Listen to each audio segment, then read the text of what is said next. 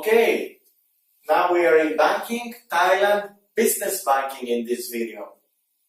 Many people ask again about businesses, how the banking section works related to businesses, corporations, small businesses, and how are the transactions happen between customers and businesses, which is a different subject from the individual banking.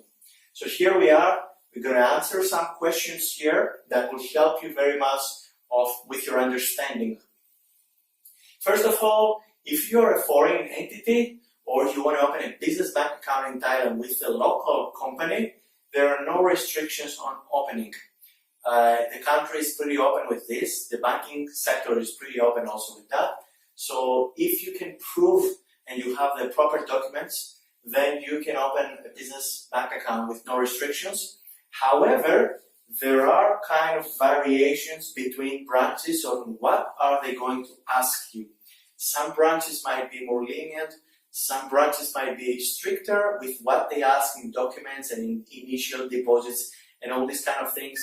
And I cannot give you an opinion on that. You will have to search it alone.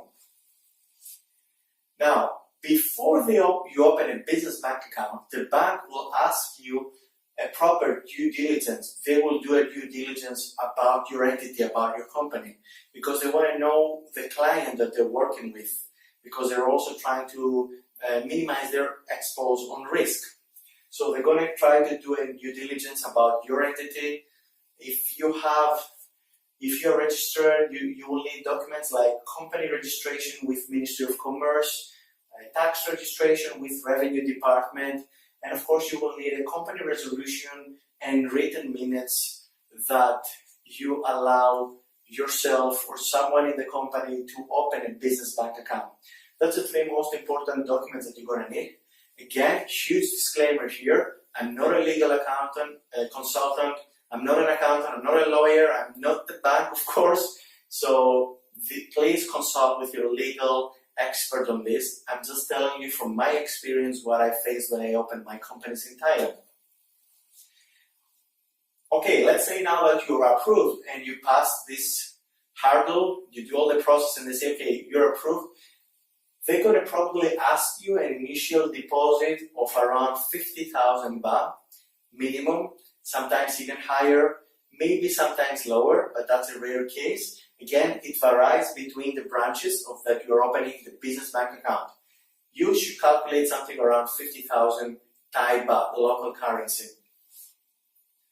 However, when you're talking about business banking in Thailand, there is a huge gap between the individual banking and the business banking in terms of how fractured the system is and how flexible. So the business banking is not so advanced for digital transactions. Personally, I had many issues trying to connect Magento websites or WordPress websites or other kind of platforms, e-commerce platforms, with a local Thai bank as a business, and they wouldn't approve it, or they didn't even understand what is this tech thing, or they didn't have the plugin or the software so advanced to catch up with this.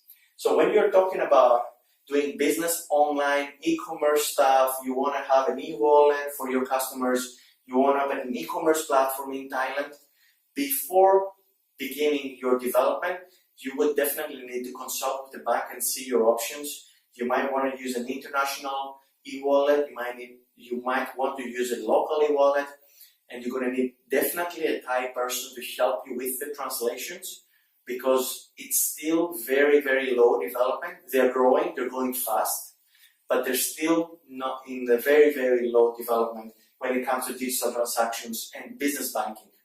So that's a very, very important part for you if you're looking for an e-commerce.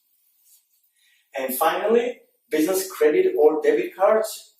From my experience, I remember that they can give you only credit cards, and only if you can present for about 1 year or couple of years a very good financial statement to the bank for your business. I didn't have the option to get any business debit card. I don't know why.